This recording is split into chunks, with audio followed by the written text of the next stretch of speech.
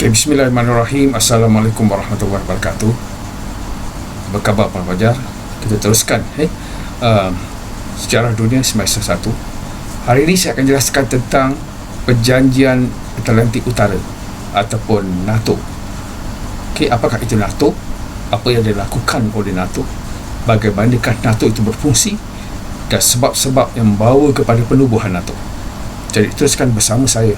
Suka saya.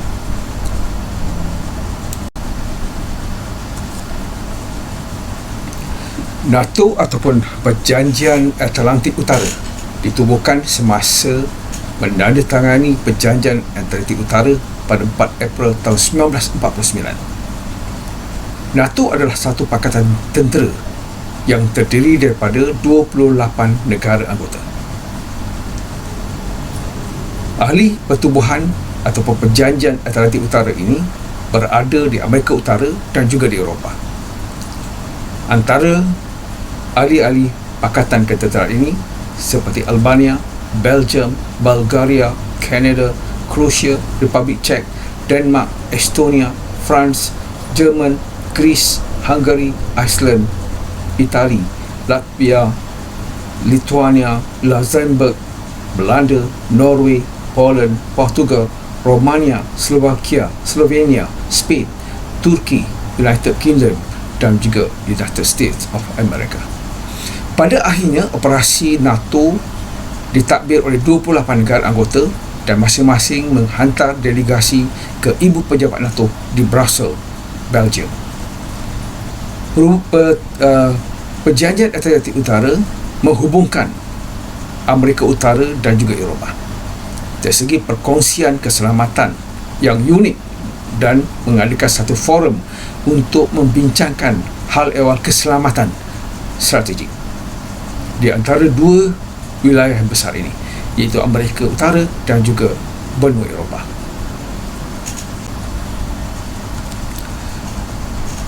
North Atlantic Treaty Organization ataupun NATO merupakan satu perikatan ketenteraan atau pertahanan yang dibentuk pada tahun 1949 oleh 12 negara di Eropah Barat dan Amerika Utara. Tujuan asal penubuhannya adalah untuk melindungi anggotanya dari kemungkinan serangan dari kesatuan Soviet dalam usaha mereka untuk mengekang apa yang dikatakan sebagai pengembangan ideologi komunis. Perikatan damai yang pertama dalam sejarah Amerika Syarikat melalui Perjanjian Atlantik Utara ini. Ikatan negara dengan nilai yang bersama di bawah artikel kelima Perjanjian NATO menyatakan bahawa para pihak bersetuju bahawa serangan bersenjata terhadap satu atau lebih daripada mereka di Eropah ataupun Amerika Utara akan dianggap sebagai serangan terhadap mereka semua. Jadi semua ahli adalah demokrasi dan telah menjadi Pakatan Amerika Syarikat yang paling penting sejak 60 tahun yang lalu. Tidak ada anggota NATO yang pernah diserang semasa Perang Dingin, tidak pernah menggunakan kekuatan tenteranya. Kali pertama dan satu-satunya anggota NATO diserang adalah pada peristiwa 11 September tahun 2001.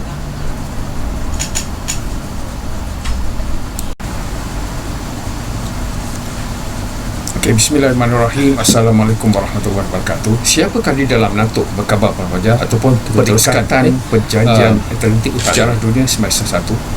Hari ini saya akan jelaskan tentang Perjanjian Atlantik Utara terdiri daripada 12 NATO ahli anggota. Okay, apakah yang merupakan asal apa yang dilakukan oleh NATO? Bagaimana NATO berfungsi yang mengetahui sebab perikatan membawa kepada penubuhan NATO? Bersama dengan Kanada, British, Perancis, Iceland, Portugal, Belgium, Belanda dan Luxembourg. Pada tahun 1952, perikatan ini telah melangkah lebih jauh sedikit daripada Atlantik Utara ini berdasarkan kepada doktrin Truman, di mana dua negara yang baru telah menganggotainya, iaitu Greece dan juga Turki. Dan pada tahun 1954, satu lagi negara yang baru, iaitu Jerman Barat, ini dikenali sebagai demokrasi baru. Dan pada tahun 1982, selepas kematian diktator fasis Franco, ini maka Spanyol telah menganggotai NATO. Okay, ini antara negara-negara awal yang menganggotai pertubuhan Perikatan Atlantik Utara pada waktu itu.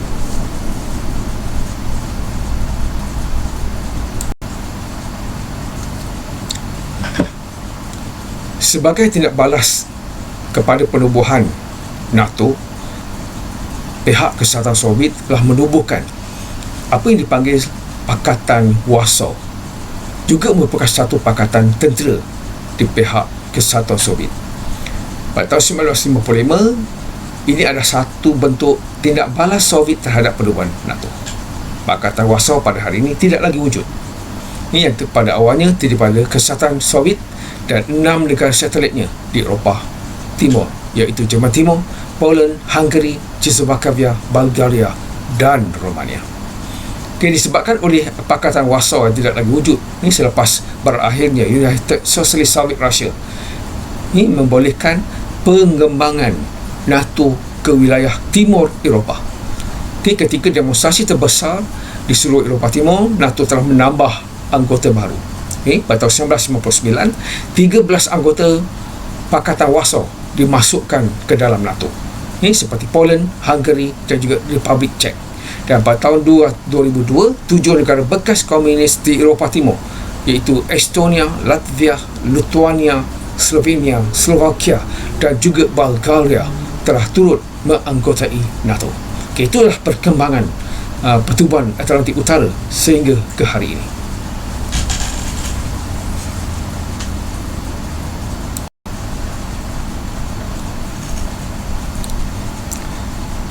Ekoran daripada perpecahan Kesatuan Soviet ataupun USSR, maka Majlis NATO bersama dengan Rusia telah mencapai satu kesepakatan. Ini adalah satu pencapaian antara NATO dan juga Rusia. Dalam Majlis NATO Rusia ini, Rusia tidak akan menjadi ahli NATO. Rusia juga tidak akan terikat dengan Pakatan Pertahanan NATO. Rusia juga tidak akan mempunyai kuasa veto ke atas keputusan NATO, dan Rusia juga tidak akan menghalang undi memilih perkembangan NATO. Pada Mei 2002, kedua-dua pihak telah menandatangani perjanjian di mana Rusia akan memberi ucapan di meja bersama 26 anggota NATO sebagai rakan setaraf dalam perbincangan mengenai topik-topik utama, khususnya berkaitan dengan keselamatan antarabangsa. Itulah perkembangan NATO dan juga Kesatuan Soviet Rusia. Ini yang akhirnya membawa kepada berakhirnya United Socialist Soviet Russia yang diganti dengan Commonwealth Independent Soviet. Dan peristiwa ini berlaku sehinggalah hari ini, pelajar. Dan kalau kita kembali semula, perkembangan bentuk struktur NATO ini kita kena faham. Ramai orang keliru tentang NATO ini. Walaupun kita jelas bahawa NATO itu adalah satu pertubuhan tentera, pertama kita kena fahami tujuan awal penubuhan NATO itu adalah untuk mengekang pengembangan ataupun pengaruh ideologi komunis pada waktu itu. Jadi struktur. Dan hari ini mari kita lihat semula, selepas kita memahami anggota dan apa itu NATO sebenarnya, jadi kita lihat pula apa yang sebenarnya yang menjadi struktur penting dalam NATO. Ini saya jelaskan struktur NATO. Dalam NATO ini, Majlis Parlimen meletakkan matlamat strategik NATO yang lebih luas. Ini termasuklah di mana setiap perwakilan yang mempunyai wakil tetap. Setiap perwakilan ataupun anggota NATO itu mempunyai wakil tetap di dalam Majlis Atlantik Utara yang dipengerusikan oleh Setiausaha Jeneral dan mempunyai kuasa membuat keputusan. Jawatan kuasa ketenteraan juga bertanggungjawab untuk mengesyorkan langkah-langkah yang dianggap perlu untuk mempertahankan bersama. Perlu untuk pertahanan bersama di kawasan NATO dan terdiri pada perwakilan tentera daripada negara-negara anggota NATO itu sendiri. Itu struktur awal NATO sebagai satu pertubuhan yang berbentuk blok pertahanan ataupun keselamatan.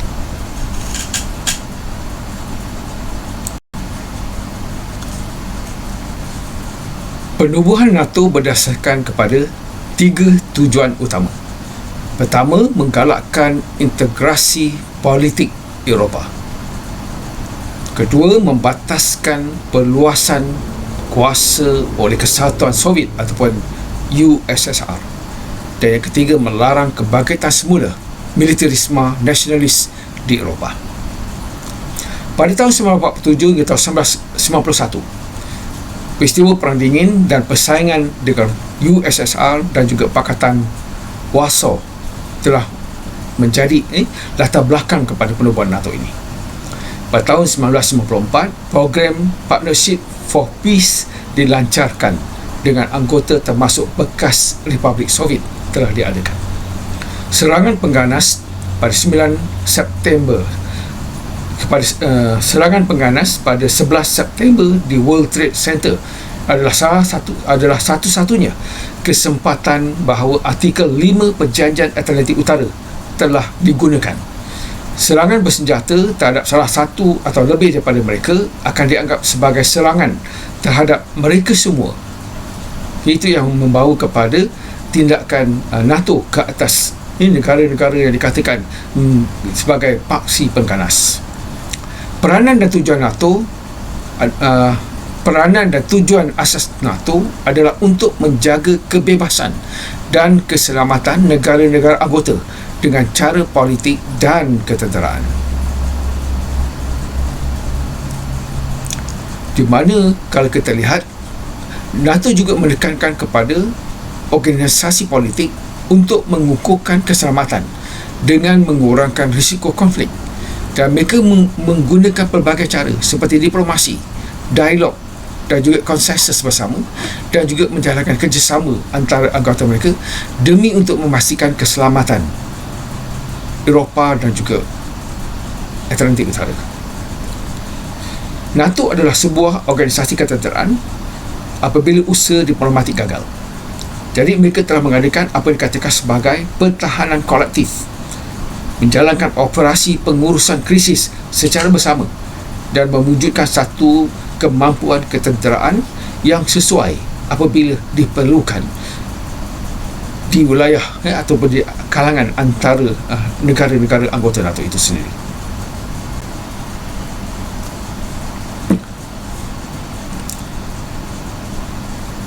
NATO sebagai pertubuhan ataupun pakatan ketenteraan juga bertujuan untuk berkongsi nilai bersama seperti kebebasan, demokrasi, warisan bersama, perpaduan, kebebasan individu, keamanan dan kestabilan, kesejahteraan serta peraturan perundangan. Mengikut artikel 5 Perjanjian Washington, di mana serangan bersenjata terhadap satu atau lebih anggota mereka dianggap sebagai serangan terhadap semua. Dari situlah mereka gunakan untuk sebagai satu tiket ataupun keperluan, di mana apabila salah satu daripada anggota NATO itu diserang, maka itu dianggap sebagai serangan terhadap pakatan tersebut. Melalui artikel 51 Piagam PBB, hak untuk mempertahankan diri digunakan, di mana mereka beroperasi bila dan di mana perlu untuk memerangi keganasan. Jadi ketiadaan batas geografi seperti mana Menteri Luar Negara di Reykjavik pada Mei 2002. Jadi hak untuk mempertahankan diri itu tidak menentukan batasan geografi. Itu yang dimaksudkan ini dalam persidangan Menteri-Menteri Luar Negara dunia di PBB pada Mei 2002. Okey, konsep strategi perikatan yang digunakan pakai oleh pertubuhan NATO ini adalah untuk mewujudkan satu pertahanan kolektif berdasarkan artikel 5 sebagai landasan kepada perikatan ini, di mana mereka juga menetapkan bahawa pengurusan krisis, misalnya mengatasi spektrum penuh krisis sebelum, semasa dan selepas berlaku sesuatu konflik.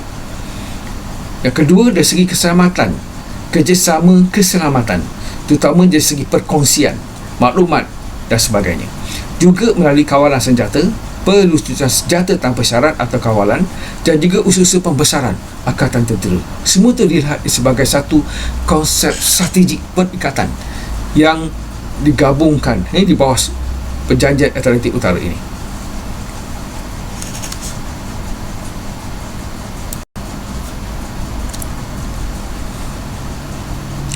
Bagaimanakah NATO itu berfungsi? Pertama, NATO berfungsi untuk membantu mewujudkan persekitaran yang stabil dengan merangsang perundingan dalam usaha untuk menyelesaikan sesuatu konflik. Kedua, menggalakkan dialog dan kerjasama antara negara anggota dan mereka yang terlibat, serta mencegah konflik melalui diplomasi. Ini semua bertujuan untuk mewujudkan satu jaminan keselamatan dalam usaha untuk membina semula kawasan selepas pasca konflik yang berlaku. Yang kedua, NATO juga merupakan satu forum pelbagai hala untuk mengadakan dialog dan kerjasama keselamatan yang melibatkan 50 ahli, iaitu 28 sekutu NATO dan 22 rakan kongsi NATO. Yang ketiga, dalam pertubuhan NATO ini juga bertujuan untuk merangka kerangka politik, merangka satu kerangka politik bersama seperti kerjasama pelbagai hala dengan bukan anggota di kawasan Eropah dan juga Atlantik. Yang kedua, mengadakan satu hubungan dua hala dengan rakan kongsi di bawah perkongsian untuk mewujudkan kedamaian. Yang keempat, NATO juga merupakan satu pelan merangka satu pelan kerjasama perkongsian Eropah dan Atlantik, di mana menguruskan perkara-perkara berkaitan dengan isu keselamatan wilayah, kawasan senjata dan bukan penyebaran terorisme, pengganas, aktiviti pengganas, dan juga cabaran ke atas keselamatan baru, pengurusan krisis, reformasi dalam bidang pertahanan, perancangan pertahanan, kesiapsiagaan dan tindak balas bencana, serta kerjasama dalam bidang sains dan persekitaran. NATO juga berfungsi sebagai bidang utama dari segi kerjasama praktikal, seperti mengadakan keupayaan untuk operasi pengurusan krisis multinasional. Kedua, mengadakan kerjasama saintifik dalam alam sekitar. Ketiga, kesediaan dan tindak balas terhadap sesuatu bencana. Dan yang keempat, pembaruan pertahanan dan juga pemodenan angkatan bersenjata. Dan yang kelima, menangani isu-isu berkaitan dengan keganasan dan cabaran keselamatan baru yang dihadapi oleh dunia pada hari ini. Ini antara bagaimana NATO itu berfungsi. Ini sebagai satu pakatan tentera dalam usaha untuk menangani konflik yang berlaku di dunia pada hari ini.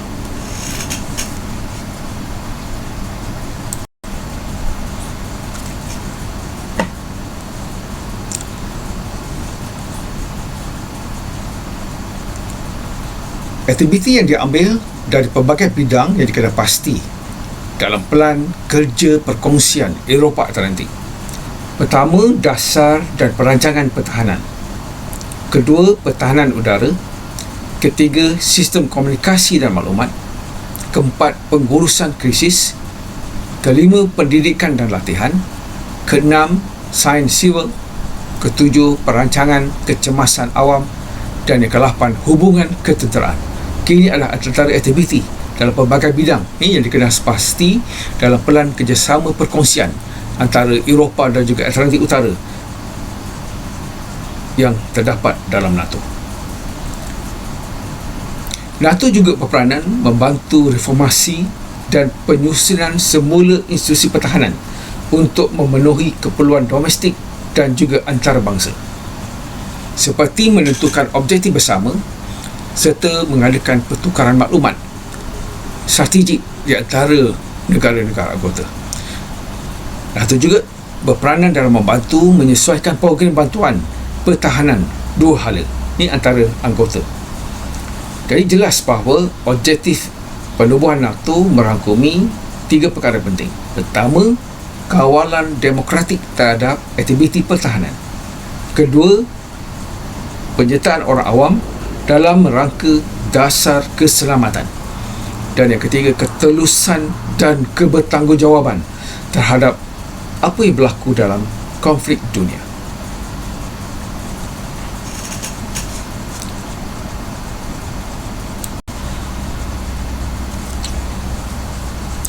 Pada tahun 1959, NATO telah mewujudkan satu yang dipanggil Inisiatif Ancaman Terhadap Senjata Pemusnah, yang bertujuan untuk meningkatkan perbahasan dan pemahaman mengenai isu senjata pemusnah.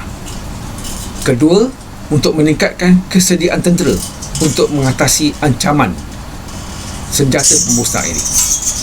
Yang ketiga, meningkatkan perkongsian maklumat dan risikan. Yang keempat, meningkatkan kesedaran mengenai masalah penciptaan senjata pemusnah ini. Melalui inisiatif ini juga, anggota NATO membolehkan anggota NATO bertukar maklumat mengenai program nasional untuk senjata pemusnah bagi menghalang kemusnahan serta membantu di satu sama lain bagi menghalang perlumbaan kepada isu senjata pemusnah ini. Satu lagi inisiatif ini juga telah meningkatkan kemungkinan sekutu untuk saling membantu dalam melindungi penduduk awam daripada ancaman senjata pemusnah ini.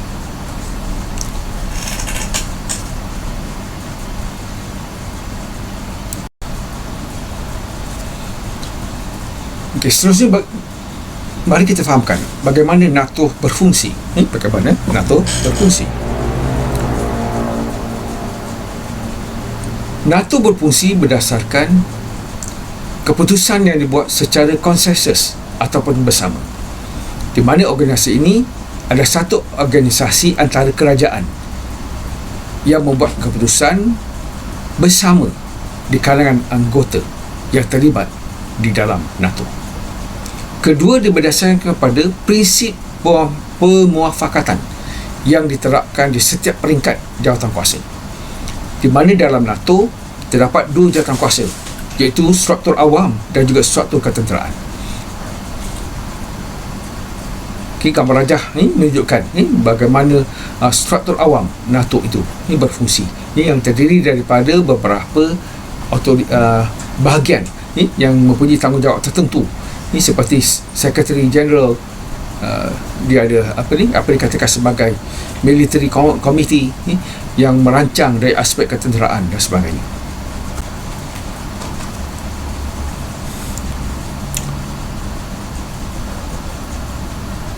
NATO juga terdiri daripada perwakilan, di mana dalam perwakilan dalam NATO ini terdiri daripada delegasi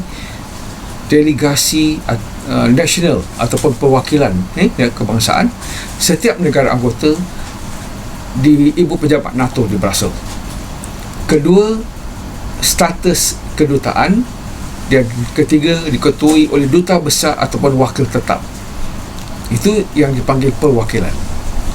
NATO juga berfungsi sebagai badan utama yang terdiri daripada badan pembuat keputusan politik utama, forum untuk membincangkan persoalan dasar dan operasi, dipengerusikan oleh ketua setiausaha, ditubuhkan oleh artikel 9 Perjanjian Washington. Keempat, kuasa untuk menubuhkan badan subsidiary, dan yang kelima ataupun yang kelima, kuasa untuk menubuhkan badan subsidiary, dan yang keenam, bertemu di pelbagai peringkat. Itu adalah tugas badan utama ini yang menjadi tulang belakang kepada pertubuhan NATO ini. Dan satu lagi fungsi bagaimana NATO itu berfungsi berdasarkan pada kuasa tertinggi berkaitan dengan isu dasar nuklear. Berdasarkan isu dasar nuklear ini, mereka mengkaji dasar nuklear perikatan ini dalam keadaan persekitaran keselamatan yang berubah, seperti semua ahli kecuali Perancis.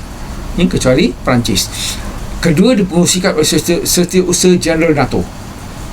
Yang ketiga, bertemu di pelbagai peringkat, di mana di bawah Council Nuclear Planning dan juga Nuclear Planning Group ataupun NPG. Dan satu lagi bagaimana NATO ini berfungsi adalah berdasarkan kepada kuasa penasihat kanan ketenteraan. di mana kuasa penyiasat kanan ketenteraan ini adalah di bawah bidang kuasa Nuclear Planning Council ataupun Majlis Perancangan Nuklear, dan juga Nuclear Planning Group yang bertanggungjawab di bawah kuasa penasihat kanan ketenteraan. Kuasa penasihat kanan ketenteraan juga memberi panduan kepada dua komandan strategik, sama ada di sebelah Atlantik ataupun Eropah. Kuasa penasihat kanan ini dipengurusi, di mana pengurusinya dipilih oleh ketua staf untuk penggal untuk 3 tahun untuk setiap penggal, dan mereka akan bertemu di pelbagai peringkat untuk memberi nasihat berkaitan dengan hal awal keselamatan.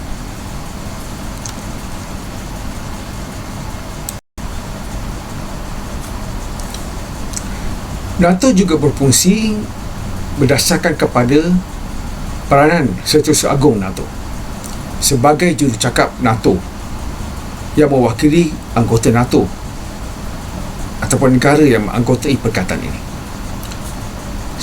Setiausaha Agung NATO juga merupakan ketua jawatan kuasa kanan dan juga fasilitator yang mempunyai kuasa membuat keputusan. NATO juga berfungsi berdasarkan kepada kaki tangan antarabangsa yang terbagi kepada dua bahagian. Pertama, kaki tangan awam, dan yang kedua adalah kaki tangan ketenteraan. Dan mereka menyokong kerja yang dibuat oleh perwakilan ataupun delegasi yang menganggotai NATO ini. Okey, pada boleh lihat contoh gambar rajah yang saya berikan ini menunjukkan bagaimana struktur di pihak kaki tangan awam dan juga kaki tangan tentera yang terlibat dalam menjayakan NATO sebagai satu pertubuhan pakatan tentera, dan dia dihadiri oleh semua warga negara dari negara-negara anggota yang menganggotai Perjanjian Atlantik Utara ini. Okey, seterusnya mari kita fahamkan faktor pertubuhan Perjanjian Atlantik Utara ataupun NATO. Faktor ataupun sebab penubuhan yang pertama adalah untuk menyekat perkembangan ideologi komunis. Ini adalah salah satu usaha oleh pihak Barat yang diketuai oleh Amerika Syarikat dan British pada waktu itu untuk membendung penyebaran fahaman komunis yang diterajui oleh Rusia. Rusia berjaya menyebar dan memperkukuhkan pengaruh ideologi komunis di negara-negara Eropah Timur pada waktu itu. Jadi perkembangan komunis di negara-negara Eropah Timur telah menimbulkan kebimbangan kepada dua kuasa besar, iaitu Amerika Syarikat dan Britain.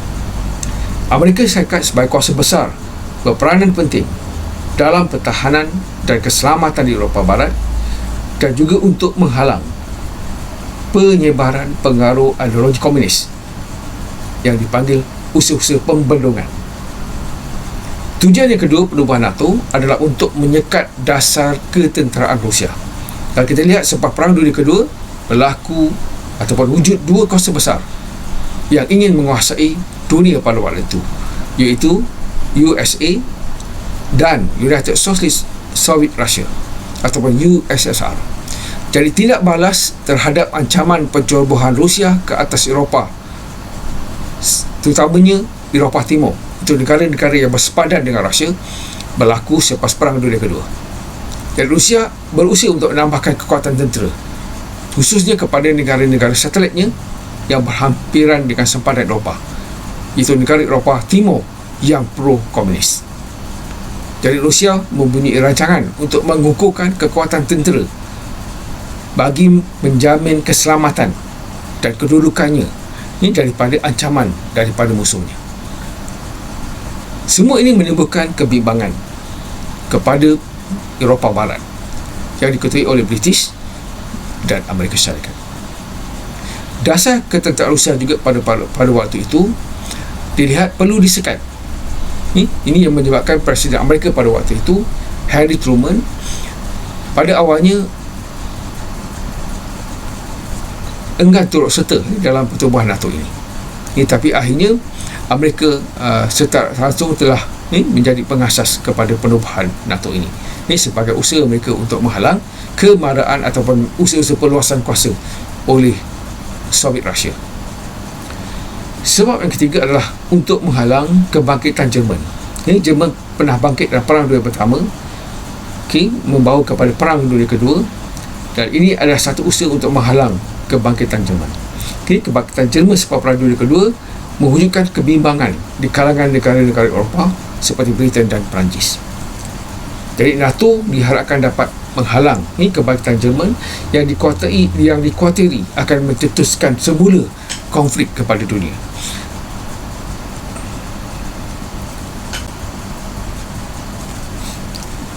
Sebab yang keempat membawa kepada penubuhan NATO adalah disebabkan oleh penglibatan Amerika Syarikat. Pelibatan secara langsung Amerika Syarikat dalam hal ehwal ketenteraan dan politik di benua Eropah. Walaupun kita faham bahawa Amerika bukan berada di Eropah, Amerika berada di Amerika Utara, tapi penglibatan Amerika dalam NATO ini sangat penting. Ini sebagai satu kekuatan kepada pakatan ini. Untuk memastikan pertubuhan ini memainkan peranan yang lebih efektif dan berkesan, contohnya tentera Amerika Syarikat telah ditempatkan di Jerman dan Turki selepas Perang Dunia Kedua supaya dapat menyekat penyebaran ideologi komunis ke negara-negara tersebut. Komitmen berterusan Amerika Syarikat dalam NATO dilihat sebagai kunci keseimbangan dan keutuhannya sebagai satu institusi yang berperanan memelihara keamanan dan keselamatan dunia. Dan sebab yang kelima dalam usaha untuk penubuhan NATO ini adalah untuk mengukuhkan peranan PBB ataupun Pertubuhan Bangsa-Bangsa Bersatu. Ini kalau kita lihat, Pertubuhan Bangsa-Bangsa Bersatu bukanlah satu pakatan tentera. Dengan adanya NATO ini diharap dapat mengatasi kelemahan PBB dalam menangani sebarang konflik. Kerana badan dunia ini tidak memiliki pasukan tenteranya sendiri dan timbul persoalan tentang bagaimana untuk mengetuai satu misi ketenteraan PBB dan negara mana yang akan membiayai segala perbelanjaan sepanjang misi ketenteraan PBB tersebut. Jadi inilah peranan yang dimainkan oleh NATO. Kuasa-kuasa besar yang menjadi anggota Majlis Keselamatan PBB juga memiliki kuasa veto dan selalunya lebih banyak bersetuju untuk tidak terlibat dalam menangani mana-mana konflik antarabangsa. Jadi NATO berperanan untuk memberi tekanan kepada pihak-pihak yang dianggap mencetuskan ataupun memberi ancaman kepada keamanan dan keselamatan dunia dan penduduk dunia sejagat. Okey, itu saja. Jadi teruskan ulang kaji ni, selamat menghadapi peperiksaan para pelajar. Okey, dan cuba merujuk kepada pelbagai bahan. Okey, ini adalah salah satu usaha saya untuk memberi penerangan yang lebih jelas. Ini berkaitan dengan Pertubuhan Atlantik Utara ataupun NATO. Jadi teruskan belajar ni, buat ulang kaji dan selamat menghadapi peperiksaan. Terima kasih.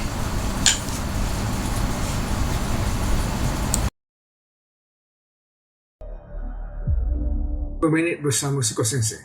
Hari ini kita akan berbincangkan tentang transformasi masyarakat dari segi ekonomi. Perkara penting yang berlaku apabila British meletakkan kuasanya di tanah